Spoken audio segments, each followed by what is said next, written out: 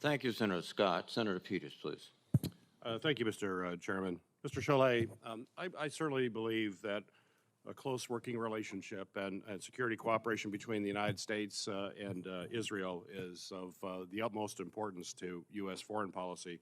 And in your previous role as Assistant Secretary of Defense for International Security, you worked closely with your Israeli counterparts to expand security cooperation between our two countries. So my question for you, sir, is what did you learn from that experience? And if confirmed, what can we expect in your new role in terms of strengthening our defense ties with Israel? Well, thank you, Senator Peters, very much for that question. You're indeed right. When I was the Assistant Secretary for ISA 10 years ago, I worked more closely with Israel than any other partner we had. I think I made about a dozen trips to Israel in the course of 3 years to that job and hosted Israeli friends here many times, and these are relationships that I have kept up ever since. I can tell you that the U.S.-Israel defense relationship right now is rock solid. It is based on an MOU that was negotiated several years ago to ensure that the U.S. is providing significant assistance to our Israeli partners. But the cooperation between the U.S. and Israel is a daily, hourly enterprise. And if confirmed, I would make it a high priority to continue to deepen that relationship and ensure that our Israeli friends have what they need to defend themselves by themselves. Just to follow up then, Mr. Adlai, this Congress, I introduced, along with bipartisan support from Senator Fisher, the U.S.-Israel Future of Warfare Act, which would authorize $50 billion in joint research and development funds to enhance cooperation with Israel in areas of emerging technologies, artificial intelligence, cybersecurity, quantum computing, and other technologies. So my question for you is, if confirmed, how would in your opinion, how would the Defense Department benefit from such a cooperation? And would you continue to support expanding our cooperation, particularly in these emerging technology fields? Thanks, Senator Peters, for the question. Absolutely, I'll look forward to taking a closer look at your legislation. I can say that because of Israel's significant capabilities on the cutting edge of technology and warfare, that's one of the reasons why this partnership is so critical for us. And so if confirmed, I would seek to advance that cooperation because there's a lot that Israel learns from us, but there's also a lot that we learn from Israel. Absolutely. Mr. Chollet, Israel's integration into the Middle East has certainly been broadened by the historic normalization agreements that we've seen with United Arab Emirates, Bahrain, Morocco, Sudan, all of these known as the Abraham Accords, as you're well aware. By creating defense and military partnerships with our Gulf allies, Israel is enhancing opportunities for peace and integration while working together to counter some shared threats, including Iran's destabilizing activities throughout that region. My question for you is, if confirmed, what role do you see the U.S. military playing in strengthening and hopefully expanding the Abraham Accords? Thanks, Senator Peters, for the question. In my view, the Abraham Accords were the most positive thing to happen in the Middle East in quite some time. And this administration and I personally have worked hard in the last few years to deepen the Abraham Accords, but also expand the network of countries in which Israel has normalized relations. It's unquestionably in our interest to see Israel have closer ties with her neighbors. It's a project I have worked on intensively in my role at the State Department. It's something I would certainly carry forward and make a priority in the Defense Department if confirmed. Great. Well, thank you. Thank you, Mr. Chairman. Thank you, Senator Peters. Senator Tuberville, please. Thank you, Mr. Chairman. Thanks both of you being here today. Just one question on Ukraine, Mr. Chollet. If Vladimir Putin called you today and said, listen, if you'll just tell me that Ukraine will never be allowed in NATO, we'll move back to our 2021 borders, all fighting would stop, what would you say? I'd say, President Putin, it's not your decision where Ukraine is going to be allied with. Okay. What do you think was the biggest misstep in the Afghanistan withdrawal, in your thoughts, after looking at it? Senator, I think there are so many lessons that we have to learn as a country by the 20-year engagement we had in Afghanistan. 2,400 troops lost, 20,000 injured, $2 trillion spent, It's why I applaud what Congress did with the support of this committee and the leadership of this committee to create the Afghan War Commission. And if confirmed, I pledge to you that I will do whatever I can to support the work of that commission, because it's critically important that we learn the lessons and apply the lessons of that 20-year engagement in Afghanistan. So do you think we made some mistakes in the withdrawal? I think, Senator, that there, of course, were mistakes made over that 20-year period. Absolutely. I've seen some statements that you've made about our immigration and our border. 2 years ago, you can talk to pretty much any law enforcement officer in Alabama. They'd never heard of fentanyl, okay? We had less than 100 overdoses a year. Now fentanyl is #1 in our state, and we will lose over 1,000 people this year. What do we tell, the families that kids are dying because of fentanyl, that we won't do anything at the border? What do we tell them?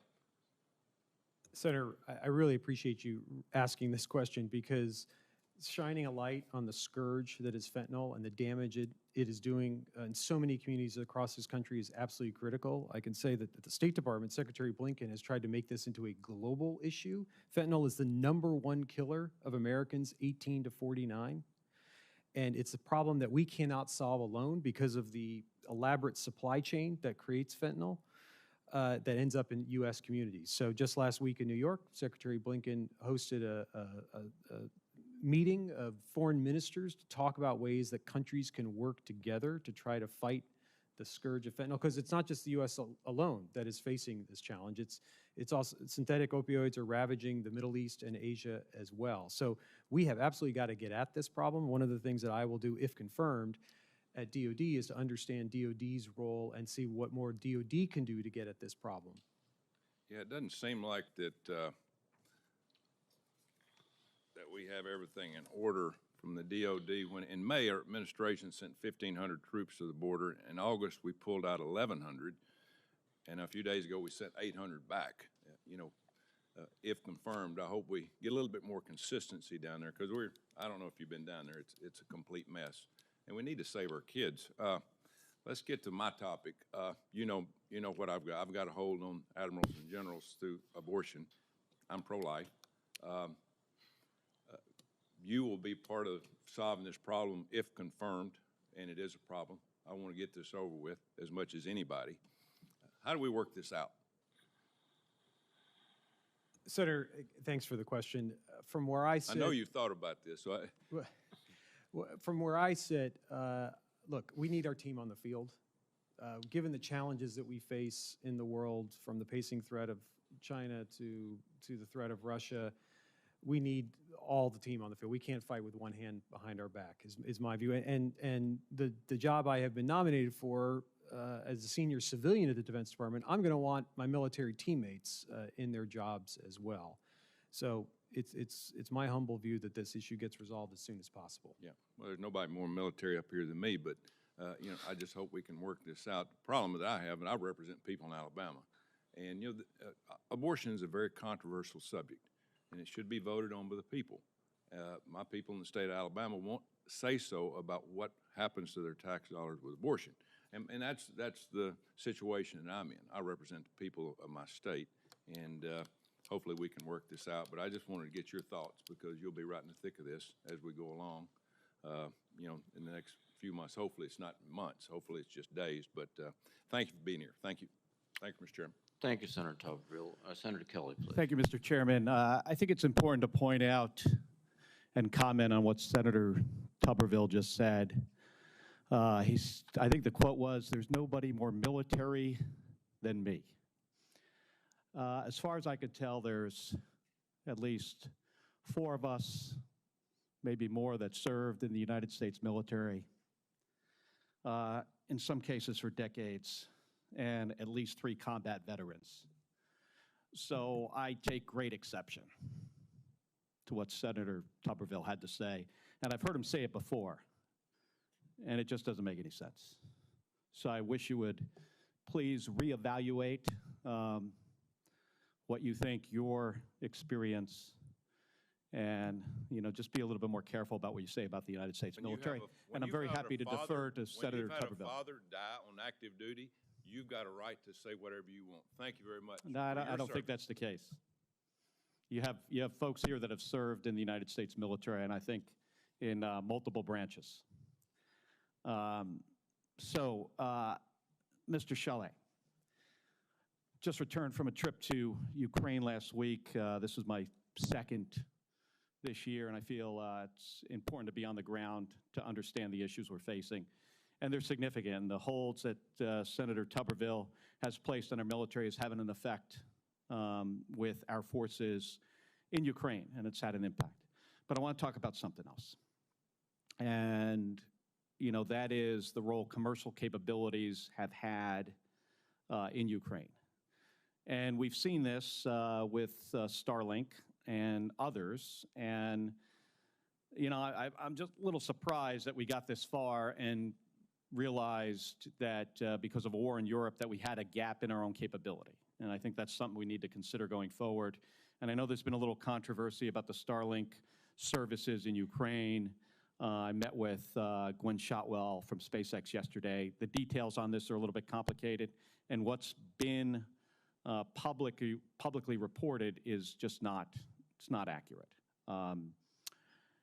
So looking forward here, it's critical that DoD structures some of its contracts with commercial providers. I'm not specifically talking about SpaceX, to ensure that services that our troops and allies depend upon will be there when they need them.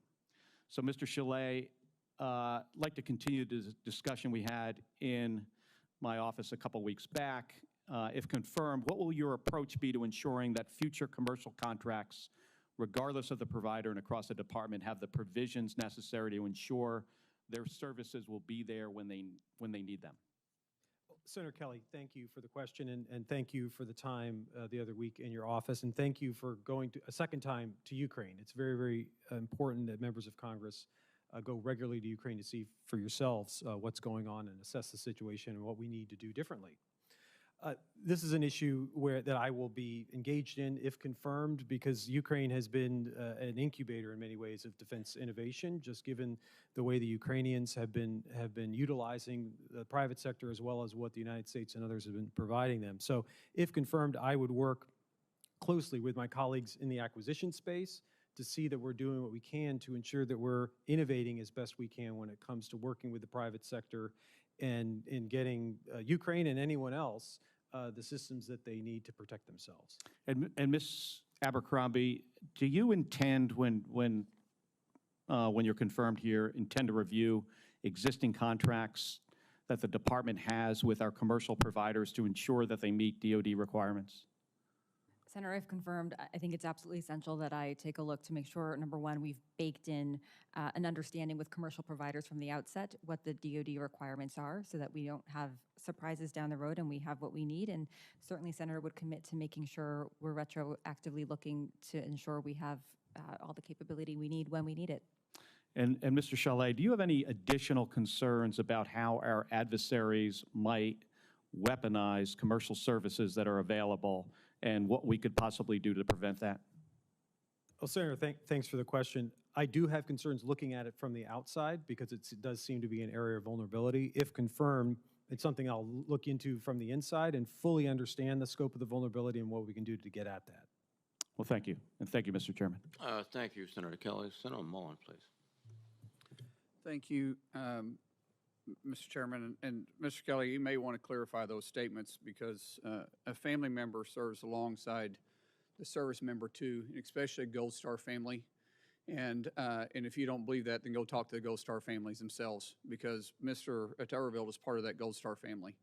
And you know, comment Senator, there, but I'm just Senator, I appreciate. No, I'm not yelling time. I'm just saying you may want to clarify that statement. Well, I can clarify it right now. I know, but it's my time. Mr. Chollet, you have made several comments talking about the Biden administration's withdrawal and the success of it. Obviously, I have some serious concerns about that. First of all, has anybody been held accountable for the disastrous withdrawal that took place, considering the American lives that were lost and how many Americans we left behind? Senator Mullen, thank you for the question, and thank you for the time in your office the other week, and I genuinely... I'm short on time. I just didn't know, has anybody been held accountable? Senator, accountability is critically important. No, I'm just saying, has anybody been held accountable? That's a simple one. It's a yes or it's a no. Senator, we have tried to learn the lessons from Has that. anybody been held accountable? Senator, we've tried to learn the lessons from that withdrawal and apply those lessons today. So that's a no. Just, is that a no? No one's been held accountable? We have tried to learn those lessons. So no one's been held accountable? We've tried to learn those Okay, lessons. so, well, it's not hard to really learn lessons, especially when you do a good debrief. In fact, when I talked to you about it in my office, you said, well, the chips need to lie where they may. That was your comments when I was talking to you about the accountability. Because if we don't learn lessons, then we're definitely determined to make those same mistakes again. Several times, Secretary Blinken and this administration lied when they said that every American that wanted out got out. Do you believe those statements were accurate? Senator, I do. Oh, you do? Well, then why was there hundreds of Americans that got out? And by the way, the night of the 29th, 28th, and the 30th, I was assisting trying to get those Americans out when you guys said that every American that wanted out could get out. But the truth is, the Abbey Gate, after the bombing, HKI was closed, and you know this as a fact. No one was getting into HKI. They were getting turned away. In fact, the morning of the 30th, and this is recorded on your hotline that you set up for Afghanistan, I was asked, because I had a 3-year-old girl, plus I had Miriam and her 3 children, plus a whole host of other people that we were trying to get in. And all night of the 29th, you guys were taking me from gate to gate to gate to gate to gate to gate to gate, trying to get these individuals in HKIA. And all that had to be said was that you guys had to call over the gate and ask for them because we were dealing with the Taliban. And see, the Taliban, ironically enough, if we paid them enough money, we could get Americans out. But the State Department was stopping us every step of the way. And so the morning of the 30th, your employee at the State Department asked me personally, do you have another way to get them out? Because we've closed the airport. And so for you to sit there and say that every American wanted to get out, you're absolutely lying. And you know that to be factual, and you say it with a straight face. What's bad is that 3-year-old girl we're trying to get out died a few days later from a leg infection, and you all knew about it because I sent you pictures of it that's still on my phone, was why I said it was important that we got her out through HKI because she needed serious medical attention. By the way, this wasn't a refugee.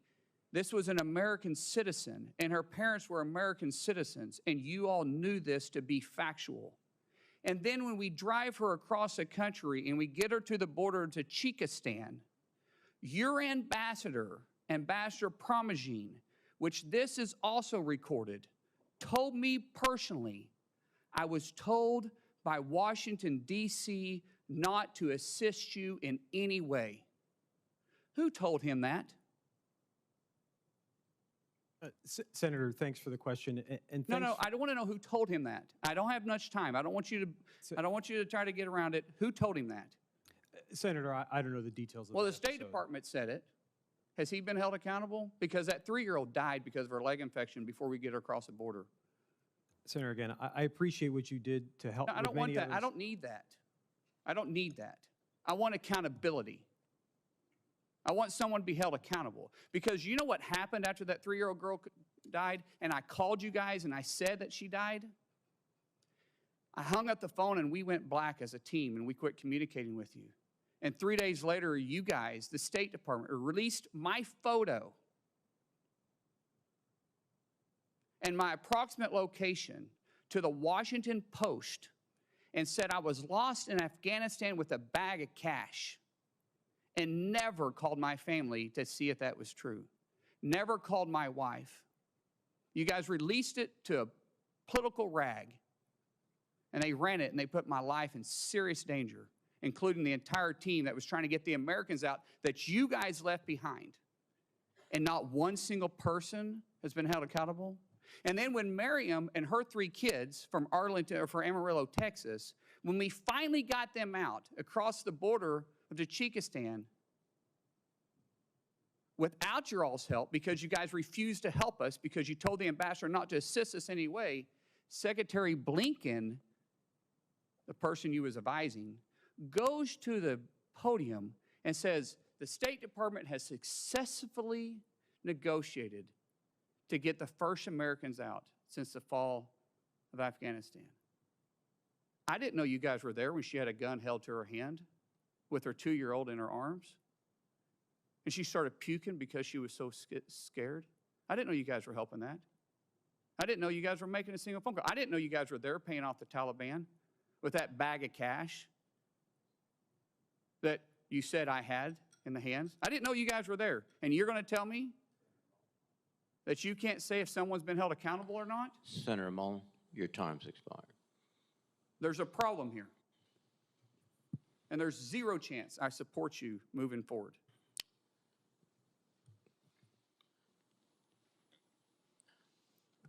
Let me now recognize Senator King.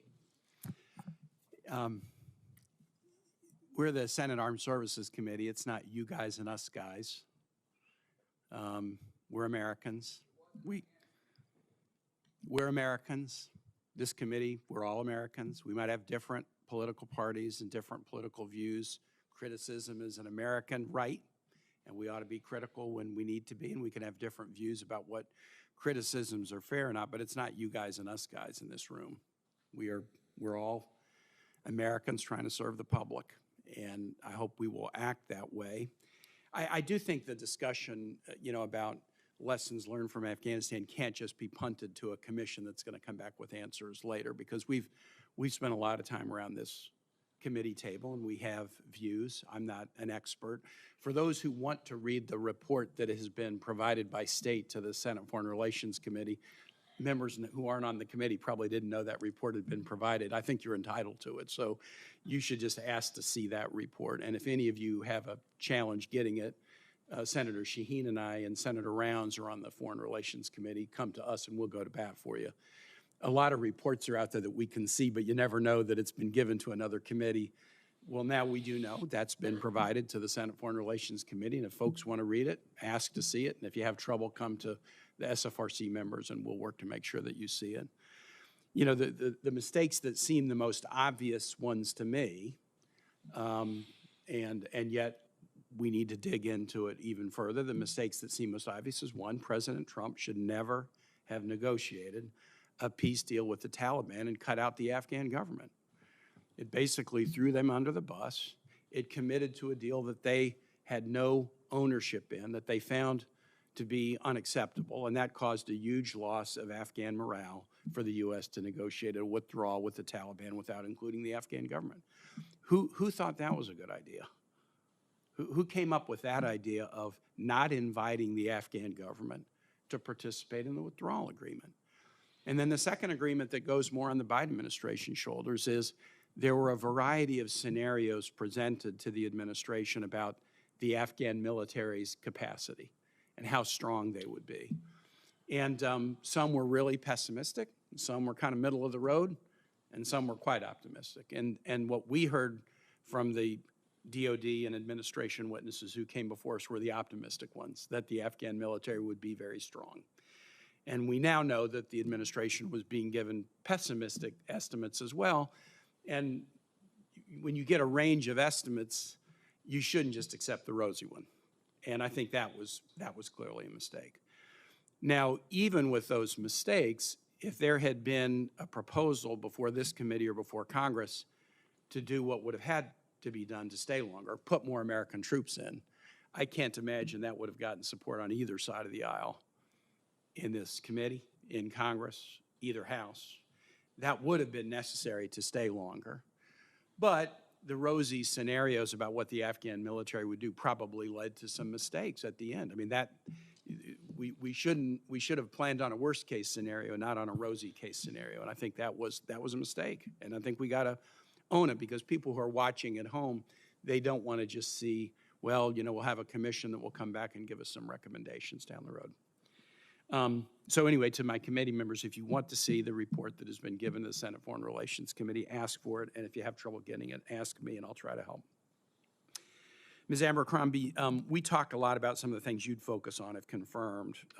Can you expand on, for my colleagues, some of the acquisition strategy you talked about, error reduction, incentive structures for the contracting process? Can you share some of those ideas? Thank you, Senator, for the question, and thanks for the time in your office the other week. So, Senator, if confirmed, I think I've got a few priorities, and that would be certainly making sure we get equipment at speed and scale to the warfighter, and so that does look to reduce timelines, both by ensuring we're using the flexible acquisition authorities that have been provided by Congress and the new acquisition pathways that have been implemented by DoD. It's making sure we're training the workforce properly to apply all those and make sure that it is being applied across the department, sharing lessons learned, and also reducing the barriers to the non-traditional suppliers, making sure we have competition in the marketplace, so to speak, attracting smaller businesses, traditionally disadvantaged businesses, et cetera, potentially by reducing regulatory barriers and making sure those pathways are clear. I look forward to working with you on those and supporting both your nominations. Thanks. Thank you, Senator Kane. Senator Budd, please. Thank you, Mr. Chairman. And again, both of you all, thank you for being here. Congrats on your nominations. Mr. Chollet, I'd like to do a bit of a quick round, if you would, on a range of topics. So if you would keep your answers rather short. Assistant Secretary Wallander and General Cavoli, they're on the record stating that 2% of GDP is no longer sufficient spending goal for NATO. Do you agree? Senator, thank you for the question. Thanks for the time in your office the other day. I do agree. The new NATO agreement at the Vilnius summit is that 2% is the floor, not the ceiling for defense spending for our NATO allies. Thank you. So one of the criticisms of ongoing support to Ukraine is a potential trade-off of munitions that we're sending compared to what Taiwan requires to defend itself from an increasingly aggressive China. So if confirmed, do you commit to reviewing this and providing your best policy advice to as Secretary, as well as to Congress? Yes, Senator, absolutely. If you determine that such trade-offs exist, do you commit to working with your colleagues, particularly the Undersecretary for Acquisitions and Sustainment, to request both the resources and authorities necessary to meet our defense requirements and commitments, including maximizing existing production lines and/or increasing production lines of critical munitions? Yes, Senator, absolutely. So in the fiscal year 2017 NDAA, Congress included Section 922 to enhance or upgrade the Assistant Secretary of Defense for special operations and low-intensity conflict. It upgraded their responsibilities to be more like those of a service secretary. So if confirmed, do you commit to take actions necessary to fully implement Section 922? Yes or no? Yes, Senator, I look forward to, if confirmed, working to implement that and working with you on that. Thank you. Mr. Chollet, on a different topic, you're on record stating that, and I quote, and my colleagues mentioned similar things a few moments ago, but I quote, you said it was preposterous and not supported by evidence that there is a security threat along the southwest border. But we know now that that's objectively false. So earlier this week, Customs and Border Protection stated that there were approximately 11,000 encounters at the southwest border in a 24-hour span, making it the single highest day in recent memory. So as of July, 160 migrants who matched those listed on the terrorist watch list have been apprehended crossing the U.S.-Mexico border during 2023 compared to 100 in all of 2022. That's just the ones we know about. So would you still say that there is no security threat along the southern border? Senator, we need to have a safe and secure border. DOD, You say that there is no security threat along the southwest border, sir? I believe there are security threats across the southwest border, which is why we need a safe and secure border. But at one Yes. point you said it's preposterous and not supported by evidence that there's a security threat, so you don't agree with your prior statement. Senator, I don't recall the specific example or that quote or what the security threat in question I was being asked. But what I can tell you is, if confirmed, I believe we need to have a safe and secure border, and if confirmed, I'll work to ensure the DOD is playing Thank you. its And you believe role that there is a security threat along the southwest border as of now? I believe that Secretary Austin was absolutely correct to add additional DoD resources. Sir, I'm just asking you, would you believe that there is no security threat along the southwest border as of right now?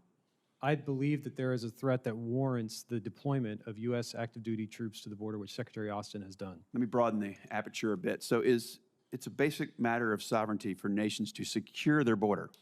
Do you agree? Absolutely. I understand that you would prefer not to send troops to the border so that we can maintain readiness to respond to the military threats posed by China, Russia, and other bad actors. But until the Biden administration prioritizes border security, I believe it's a necessity, do you not believe, to secure our southern border?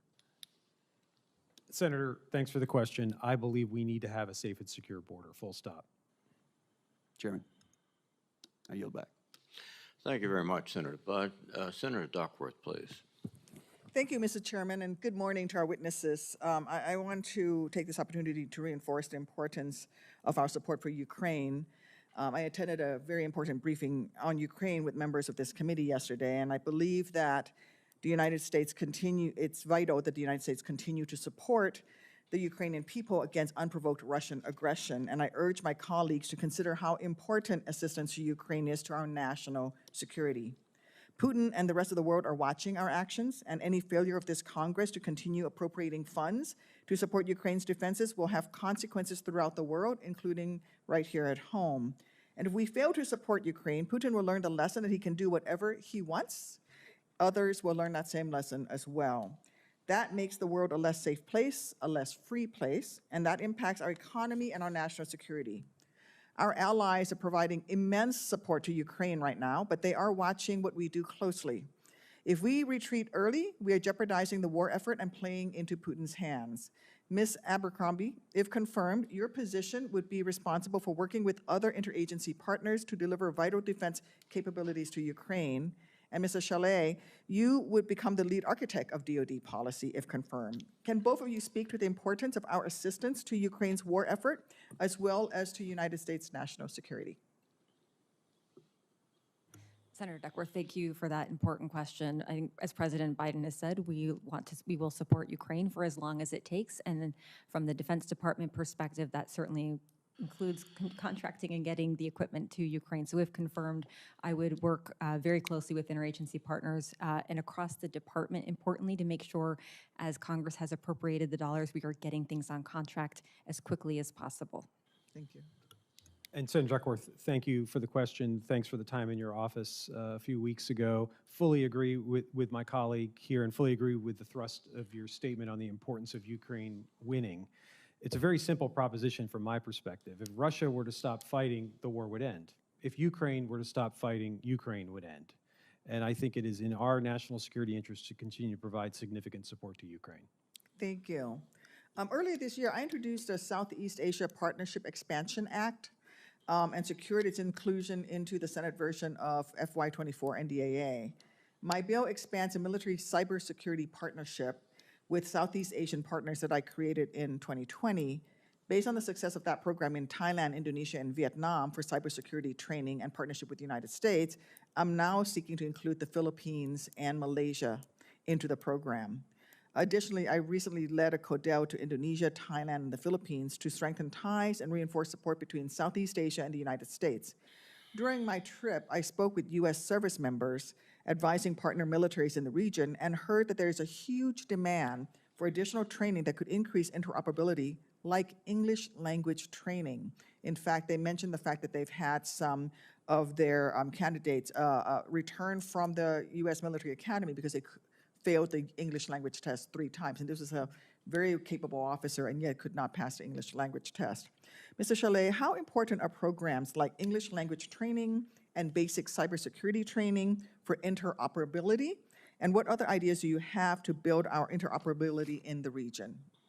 Well, thank you, Senator Duckworth, and thanks for your championing the importance of Southeast Asia. As we've discussed many times, it's been a priority for the Biden administration. It's been a priority for me personally. In the last 2.5 years at the State Department, I've done around 8 trips to Southeast Asia because I believe those partners are critically important to our national security and our posture in the Indo-Pacific.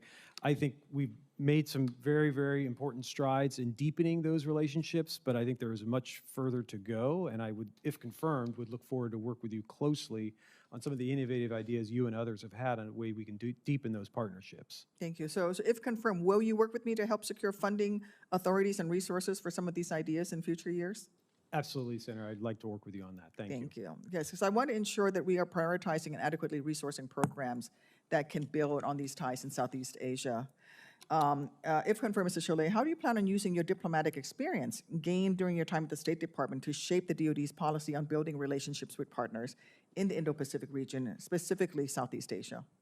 Well, thank you, Senator Duckworth, for the question. As I said earlier, I believe that what I call defense diplomacy is a critical part of the job of Undersecretary of Defense for Policy, and if confirmed, I would seek to pursue that and work with my colleagues as well who are doing that. These relationships and partnerships are critically important to our security. They're a force multiplier for us. They are part of our enduring advantage, and they're at the heart of our national defense strategy. So whatever we can do to make those alliances and partnerships stronger is something that I'm going to set out to do. Thank you. Thank you. Mr. Chairman. Thank you very much, Senator Duckworth. Senator Schmidt, please. Thank you, Mr. Chairman. Mr. Chollet, what did you mean when you told the New York Times that the Army in particular is a pretty Bubba-oriented system? Thanks, Senator Schmidt, for the question. I really appreciate it. As I mentioned earlier, I was referring to the importance of mentorship and leadership. It was sort of a colloquial way to say that mentors and leaders really matter. Well, you could have said that, but you didn't. The Merriam-Webster defines it as very simply as redneck and offers that the term is, quote, informal and often disparaging. It also cites the word's origin as a, quote, stereotypical nickname of Southern white males. You understand how that might be offensive? I do, Senator, and that was certainly not my intent in using Right. And you're asking to be promoted to the number 3 position at the Department of Defense. There are recruitment challenges. I'm sure that there are Southern white males who might like to join the military. Do you think this is helpful in that recruitment effort? Senator, I think the most important thing we can do to have good recruitment is ensuring that we have good, strong leadership, which was the point I was trying to make. Right. Do you think lobbing a slur their way is helpful with that? As I said, Senator, that was certainly not my intent. Okay. In your book, The Middle Way, you said that you noted that systemic racism has been a problem in this mostly white and male establishment for a long time, referring to the foreign policy establishment. Do you believe that the State Department is systemically racist? Senator, I do not. Do you believe that the Department of Defense is systemically racist? Senator, I do not. Do you believe that our armed services are systemically racist? Absolutely not. Okay. I want to turn your attention to another topic. You're familiar with the department's Global Engagement Center? The Department of State's Global Engagement, yes, Right. I am. Yeah. And working with the Election Integrity Project? Only vaguely familiar with that, Senator. Okay. Well, it happens to be that in the Missouri versus Biden lawsuit that I happen to know something about as Missouri's Attorney General, the State Department was specifically part of this in their effort to censor Americans. And Judge Doherty, in his order, when he issued the injunction, noted that the Election Integrity Project, all 21 of the repeat spreaders of so-called disinformation were conservative or right-wing political, had conservative or right-wing political views and supported President Trump. Of those 21 included President Trump, Eric Trump, Breitbart News, and Sean Hannity. I want to ask you, do you think that the government should be telling Americans what they can see or what they can hear or what they can say? Senator, thanks for the question. What I can say is I know the work of the Global Engagement Center at the Department of State is critically important as we seek to fight disinformation, misinformation around the world. I do not know the specifics of this instance, so I'd be happy to take this back and get back to you on a more fulsome answer. Okay, so how would you combat, what would you say is the best way to combat information that you deem to be not accurate? What would be the way to do that? Well, when it comes to foreign source misinformation, I mean, well, exposing let's talk about political viewpoints of Americans, because that's really what this case is about. What is the best way to do that? Senator, again, I'm not familiar with this case No, specifically. I'm just asking your opinion. If there was an American, let's say the President of the United States, or a news outlet, or somebody, a resident of the state of Missouri had a viewpoint that you thought was inaccurate, what is the best way for you as a government actor to deal with that? Senator, it's not something I'm particularly qualified to opine on, but I would say that. Well, you were a senior member of the State Department when they actively engaged in censorship, according to the judge. As I said, Senator, I'm not familiar with this case, so I'd be happy to take this back and get back to you on a more fulsome answer. Do you believe that the government should collude with big tech companies to censor speech? Senator, I do not. And you're aware that that was actually the finding of the court, right? As I said, I'm not familiar with this case. Okay. Well, I'm informing you, and I'll be happy to follow up, but the judge's ruling found that the State Department, through this election integrity initiative, was censoring Americans, threatening legal action if they didn't censor Americans, threatening antitrust investigations if they didn't censor Americans. I find that this activity that isn't talked about a lot up here is, could be devastating to the fundamental right of free speech in this country. And the fact that people have the right to speak their minds, even if you don't agree with it, even if you think it's inaccurate, the best way to deal with that is more information. So I would encourage, as you go back to the State Department or whoever you talk to, that's legit. But working to censor America, the government has zero business telling Americans what they can say, what they can hear, what they can think. And they also can't outsource that censorship to big tech giants, which is exactly what happened here. And I'm troubled by the fact that you were center stage in this. Your comments that we talked about aside, the State Department was actively working with big tech giants to shut down American speech. And so, you know, your testimony here doesn't give me any greater comfort as you're seeking a promotion. Is with that, Mr. Chairman, I yield back. Thank you, Senator Schmidt. Senator Sullivan, please. Thank you, Mr. Chairman, and to our nominees, thank you, and thank your families for service. Kids are doing well there, Mr. Chollet, so it's a long hearing. I appreciated our meeting the other day. Let me ask you directly the question that I asked. What's the #1 goal for the Department of Defense? Senator, thank you very much, and I very much appreciate the meeting the other day and the conversation we had on a whole range of issues. The #1 goal of the Department of Defense is to make sure that we have a force that is lethal, that is precise, and that establishes robust deterrence. And we want our adversaries And to win wars if our absolutely. troops are called on. To win wars. Right? Absolutely, Senator. So here's a big issue, and you just saw the frustration from Senator Schmidt, and I'm going to talk about it. I think our civilian leadership at the Pentagon, a lot of them, particularly your predecessor, pushed an agenda that had a lot, that in many ways had nothing to do with that. You and I talked about this yesterday, and look, it was a very legitimate line of questioning. Sadly, because 3 years ago, your predecessor was here in this confirmation hearing, the undersecretary for policy, who my view was a political hack. And one of his opening statements said his goal was to, quote, stamp out systemic racism within the ranks of the military. I said, wow, that's a pretty damning question to the ranks of the military.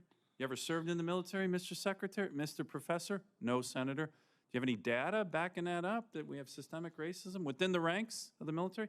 No, Senator. So let's just be, I want to get this directly. Do you think that the U.S. military, one of the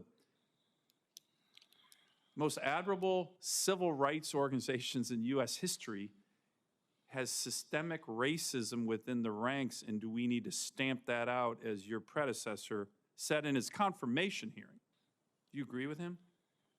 Senator, as we discussed yesterday in your office, I don't believe that. Okay, that was an insult to our troops, and the guy went on to be the #3 guy in the Pentagon. Do you want to apologize, perhaps, for that, even though you didn't say it? Do you understand why that's just insulting to the men and women who serve in the military? You understand? You understand why Senator Schmidt gets upset about this? I get upset about it. I was really mad at the previous undersecretary. Senator, I fully understand. You think, would you want to apologize on his behalf? Senator, it wasn't my statement to make. I can just Okay, tell you it my wasn't. views. Okay. Well, look, it's good that if you're confirmed that we have an undersecretary actually respects the troops, doesn't disparage them, without any data. Call was supposed to come back to me with his data. He never did, never had it. Let me ask another agenda that's being pushed. Do you believe the Secretary of the Navy got his climate change action plan to this committee 18 months ago, got his warfighting shipbuilding plan the night of his posture hearing 2 months ago? What's more important, warfighting and shipbuilding for the U.S. Navy or their climate action plan? Senator, I would say, Just answer it directly. It's an easy question. You should just give me the right answer. I would say they're both important, but what's the most important is getting you responses in a timely fashion. Well, which no, I I'm commit to talking doing. about building ships and warfighting or some, nebulous climate plan for the U.S. Navy. What's more important for the U.S. Navy? Come on, this is not a hard question. Just, We need to have. I know your minders are watching and everything, but this is what we need you to do, is be strong. When you get the woke part of the military trying to shove all this stuff down the throats of the Pentagon, it's warfighting and shipbuilding for the Secretary of the Navy, isn't it? Isn't that more of a priority than climate change? Warfighting is absolutely critical, and having a capable Navy is absolutely critical. If confirmed, I will do whatever I can to And more important than climate change? I think climate change is absolutely critical as well. The National Defense They're Strategy. equally important? Come on. They are This both. is not hard, right? And this is why I worry about Biden administration officials who are civilian nominees coming in. This is an easy question. Of course it's warfighting and shipbuilding. Just answer it. Senator, again, as I said to you in your office, I think we need to be getting you these responses in a timely fashion. That's the bottom line for me, whether it's about climate change or the Navy or the Air Force or anything else. So this exchange is very disappointing, because part of the biggest concern that so many of us have is the civilians at the Pentagon are shoving down a system of values that don't relate to war fighting, don't relate to lethality. Let me give you another question. This president has put forward a budget 3 years in a row that shrinks the Army, shrinks the Navy, shrinks the Marine Corps, shrinks the budget each year. The president's put forward inflation-adjusted cuts. And next year, the Biden budget will take us below 3% of GDP for military spending. I looked it up. That'll only be the fourth time in 70 years. And yet everybody comes before this committee and says it's the most dangerous period since World War II. And the president continually puts forward budgets to cut defense spending. We'll be below 3% next year. I think the fifth time in 70 years. What's your sense on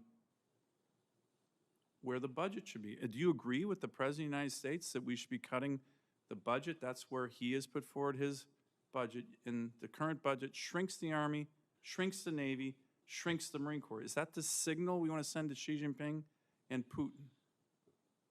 Senator, I believe we need to have a robust defense budget. If confirmed, I'm going to work to see the Defense Department get as much resources as it can. I, of course, support the administration's budget submission to you, but if confirmed, would look forward to working with Congress to see whatever we can do to get the warfighter what they need. Mr. Chairman, I have a couple additional questions, if I may, if there's no one else here. Second round. This is a really important position, and I would ask, Senator, to just direct your questions and do so as succinctly as possible. Thank you, Mr. Chairman. Yesterday, I brought to the Senate floor my bill to pay our military. If there's a government shutdown, this bill would say, hey, even if there's a government shutdown, we're going to pay the men and women of the U.S. military, because they're not going to get a day off even if there's a government shutdown. Do you support that bill? Senator, to pay our troops if there's a government shutdown? I don't know the specifics of that bill, but absolutely we need to ensure that our national security needs are being taken care of, and hopefully we can do that by avoiding a shutdown. Yeah, I agree. I hope we avoid a shutdown too. On Ukraine, you and I talked about this. I've been a supporter of Ukraine. You said if aid was cut off, it would be devastating. I've been supporting Ukraine aid. However, there's been a pattern within this administration, and a lot of it was the blame was pinned on your predecessor, is that almost every weapon systems, it's a long list, HIMARS, Stingers, Javelins, Patriots, F-16s, tanks.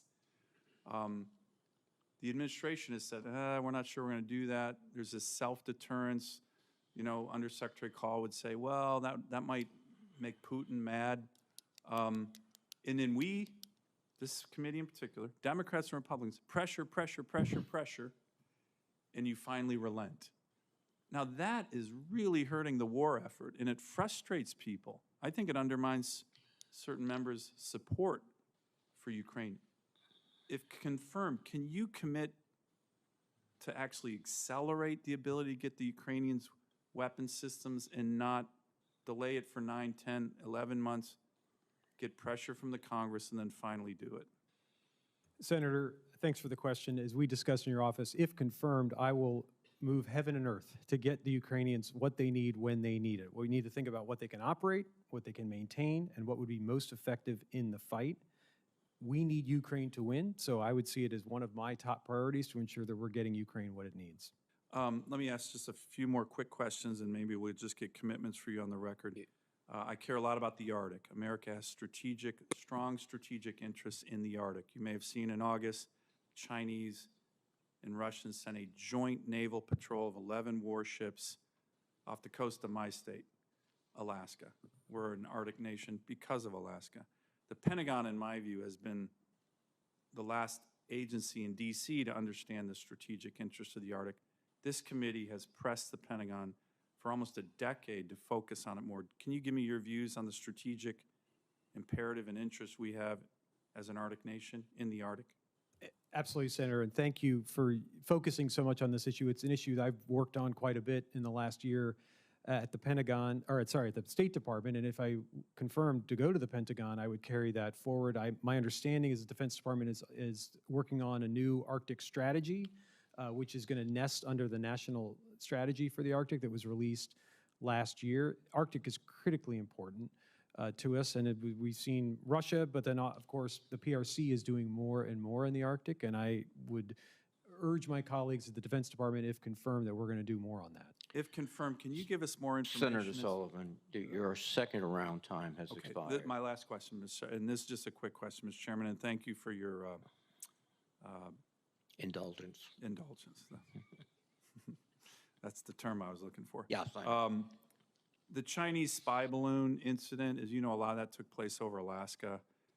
We've gotten essentially zero information on the aftermath of that. Maybe a lot of it's classified. Can you confirm to brief this committee soon? What are the results of that? What happened? What was it when we shot it down over Alaska? Two of those aircraft shot it down over the Carolina coast. Can you confirm to give us a detailed briefing on all of that? The Pentagon has kind of gone silent, and these are really important issues. Senator, thanks for raising the question. If confirmed, I will absolutely dig into that and get you the information you need. Thank you. Thank you, Mr. Chairman, for your indulgence. Thank you very much, Senator Sullivan, for your questions. And Mr. Chollet and Ms. Abercrombie, thank you for your testimony. I have two administrative issues. One is I would like to submit for the record a letter signed by 35 senior national security professionals from the past 4 Republican administrations on behalf of Mr. Chollet, including among them is James A. Baker, who is one of the most outstanding civil servants we've ever had in this country. Without objection, so ordered. Now, when I asked you, Mr. Chollet and Ms. Abercrombie, the standard nominee questions at the beginning of this hearing, I inadvertently included a question asked only of military nominees. That question was, quote, do you agree, when asked before this committee, to give your personal views, even if your views differ from the administration? This question and your answer do not apply to your positions, and I ask that the record reflect this fact. And without objection, the record will reflect this fact. Thank you very much. You both demonstrated your capability. I look forward to seeing your confirmation and getting you to lead the Department of Defense. With that, I would recess the hearing and adjourn.